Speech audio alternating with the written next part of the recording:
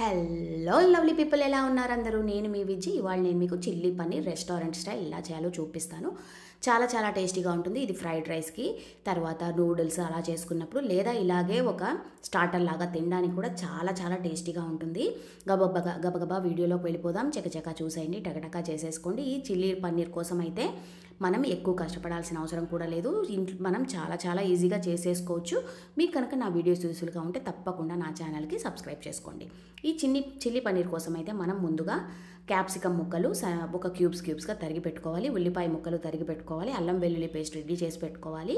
పన్నీర్ కూడా ఇలా చిన్న చిన్న ముక్కలుగా కట్ చేసి పెట్టుకోవాలి. ఇప్పుడు కడాయి వేడి చేసుకుని దీంట్లో 1 స్పూన్ నూనె వేసుకోండి. బటర్ అయినా వేసుకోవచ్చు. ఇప్పుడు మనం సన్నగా తరిగి పెట్టుకున్న పన్నీర్ ముక్కలు దీంట్లో వేసేద్దాం. ఇవి పన్నీర్ ముక్కలు బాగా కొంచెం గోల్డెన్ బ్రౌన్ కలర్ వచ్చే వరకు వీటిని వేగనివ్వాలి. అంటే మనం మధ్య మధ్యలో అలా కలుపుతూ అన్ని వేపులా మంచి రంగు వచ్చే వరకు వీటిని మనం వేయించుకోవాలి. ఇలా చూడండి, ఇలా కలుపుతూ ఉండండి మధ్య మధ్యలో. తర్వాత దీంట్లో ఒక చిటికెడు ఉప్పు, చిటికెడు కారం వేసుకోండి. అంటే మనకి పన్నీర్ ముక్కలకి మంచి రంగు వస్తుంది. ఇప్పుడు చూడండి, చాలా తక్కువ కారం, ఒక చిటికెడు ఉప్పు. ఇప్పుడు పన్నీర్ ముక్కలు కూడా టేస్ట్ లేకుండా ఉండకుండా ఈ మనం ఉప్పు అవన్నీ వేసిన వల్ల ఇవి కూడా టేస్టీగా ఉంటాయి. ఇప్పుడు మనం ఇలా కలిపేసుకుని వేయించేసుకున్నాక వీటిని అయితే మనం తీసి పక్కన పెట్టేసుకోవాలి. ఇప్పుడు చూడండి, మంచి రంగు వచ్చేసాయి. వీటిని మనం తీసి ఒక ప్లేట్లో పక్కన పెట్టేసుకుందాం. ఇప్పుడు అదే కడాయిలో మరో 2 చెంచాలు నూనె వేసుకోండి. దీంట్లో మనం అల్లం వెల్లుల్లి పేస్ట్ రెడీ చేసుకున్నాం కదా, అల్లం వెల్లుల్లి పేస్ట్ వేసేసుకోండి. దీన్ని బాగా వేగనివ్వండి. దీంట్లో ఉన్న పచ్చివాసన పోయే వరకు చక్కగా దీన్ని వేగించుకోండి. మీరు కావాలంటే సన్నగా తరిగిన అల్లం ముక్కలు, వెల్లుల్లి ముక్కలు కూడా వేసుకోవచ్చు. ఇలా పేస్ట్ అయినా వేసుకోవచ్చు. తర్వాత దీన్ని మనం వేగిపోయాక దీంట్లో మనం సన్నగా తరిగిన పచ్చిమిరపకాయ ముక్కలు, ఒక 4 పచ్చిమిరపకాయ ముక్కలు అయితే తీసుకున్నాను నేను. తర్వాత దీంట్లో క్యూబ్స్గా కట్టి పెట్టుకున్న ఉల్లిపాయ ముక్కలు, తర్వాత క్యాప్సికమ్ ముక్కలు వేసేసుకుందాం. క్యాప్సికమ్ ముక్కలు వేస్తే ఎక్కువ వేగనివ్వకూడదు. ఇవి ఎక్కువ వేగిపోయాయంటే మనకు కరకరలాడుతూ ఉండాలి క్యాప్సికమ్. అలా ఎక్కువ మెత్తగా అయిపోతే టేస్టీగా ఉండవు. ఉల్లిపాయలు కూడా ఎక్కువ వేయించకూడదు. ఇప్పుడు మనం ఇవి 2 వేసేసాక దీంట్లో మనం ఒకసారి కలిపేసుకుందాం. వీటిని ఎక్కువసేపు మనకి పట్టదండి. దీంట్లో కొంచెం ఉప్పు వేసుకుని, ఈ కూరగాయ ముక్కలకి తగ్గట్టు ఉప్పు వేసుకోండి. ఆల్రెడీ మనం పన్నీర్లో కొంచెం ఉప్పు వేసాం కదా. ఈలోగా మనం 1 స్పూన్ కార్న్ఫ్లోర్, ఒక అరకప్పు నీళ్లు పోసుకొని కలుపుకొని రెడీ చేసి పెట్టుకోవాలన్నమాట. ఇది ఏంటంటే మనం ఆ సాసీ టెక్స్చర్ రావడానికి మనం ఈ కార్న్ఫ్లోర్ యూస్ చేస్తున్నాము.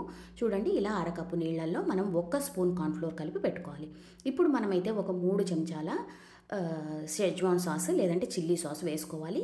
చిల్లీ సాస్ వేసుకుంటే 2 చెంచాలు వేసుకోండి. ఇది వేసుకున్న తర్వాత ఒక 2 చెంచాల టమోటా సాస్ వేసుకుంటున్నాము.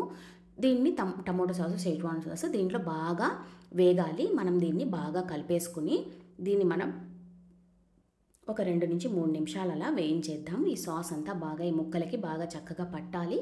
ఇప్పుడు మనం దీంట్లో కొంచెం వేగిపోయాక దీంట్లో మనం ఏం చేస్తామంటే ముందుగా రెడీ చేసి పెట్టుకున్న కార్న్ఫ్లోర్ మిక్చర్ ఉంది కదండి, అది దీంట్లో వేసేస్తాము.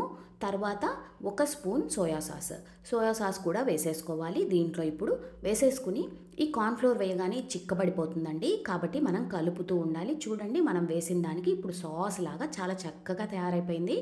ఇప్పుడు ఈ సాస్ బాగా ఉడుకుతోంది. ఇప్పుడు మనం ముందుగా వేయించి పెట్టుకున్న పన్నీర్ ముక్కలు దీంట్లో వేసేద్దాం. పన్నీర్ వేసాక మరో 2 నిమిషాలు అయితే చక్కగా దీన్ని ఉడకనివ్వాలి. 2 నిమిషాల తర్వాత మన యమ్మీ చిల్లీ పన్నీర్ అయితే రెడీ అయిపోతుంది. ఇది నేను చెప్పినట్టుగా మనకి చపాతీల్లోకి బాగుంటుంది. తర్వాత ఫ్రైడ్ రైస్, నూడిల్స్ అలా చేసుకున్నప్పుడు సైడ్ డిష్గా చాలా బాగుంటుంది. లేదంటే ఈవినింగ్ టైం స్నాక్స్ లాగా కూడా దీన్ని మనం ఎంజాయ్ చేయొచ్చు. తప్పకుండా ట్రై చేయండి. నెక్స్ట్ వీడియోలో మళ్ళీ కలుస్తాను. ఉంటానండి, మీ విజీ.